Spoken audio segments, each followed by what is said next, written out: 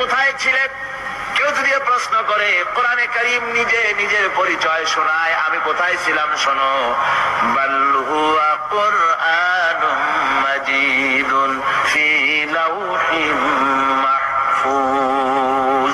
বরং এই কিতাব অতীব মর্যাদা সম্পন্ন, সুরক্ষিত ফলকে লিপিবদ্ধ ছিল। আমি ছিলাম লোহে মাহফুজে, সেখান থেকে এসেছি। যদি কেউ প্রশ্ন করে, কোরআন কি কোরআন, তুমি কার উপরে অবতীর্ণ হয়েছ? জবাব কোরআন নিজেই দেয়, ওয়া আমিনু বিমা নুযিলা আলা মুহাম্মাদ ওয়া হুয়াল হাক্কু মির রাব্বিহিম। ঈমান আনো সেই জিনিসের উপরে যেটা মুহাম্মদ সাল্লাল্লাহু আলাইহি ওয়াসাল্লামের উপর অবতীর্ণ হয়েছে। আবার অন্য আয়াতেও জবাব পাওয়া যায়, তাবারাকাল্লাযী নাযালাল ফুরকানা আলা আবদিহি লিয়াকুনা লিল আলামিনা নাযীরা।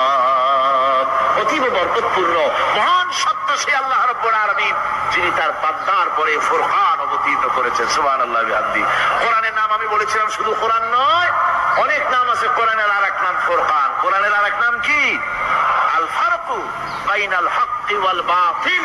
কোরআন হচ্ছে সেই মহাসত্য যা মিথ্যা এবং সত্যের মধ্যে পার্থক্য সৃষ্টি করে, মঙ্গল এবং অমঙ্গলের মধ্যে পার্থক্য সৃষ্টি করে, যা সত্য এবং মিথ্যার মধ্যে তাফরিকা সৃষ্টি করে সত্যকে মানুষকে বুঝিয়ে দেয়। তার নাম হচ্ছে ফুরকান।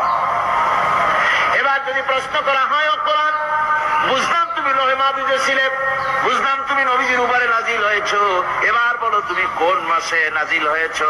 তুমি তো আসছিলা প্রথম, কোন মাসে নাজিল হয়েছো? এ প্রশ্ন যদি কেউ করে, কোরআন তার জবাবে বলবে, শাহরু রমাদান আল্লাযী উনজিলা ফীহিল কুরআন। রমজানের পবিত্র মাসে আমি অবতীর্ণ হয়েছি। সুবহানাল্লাহ।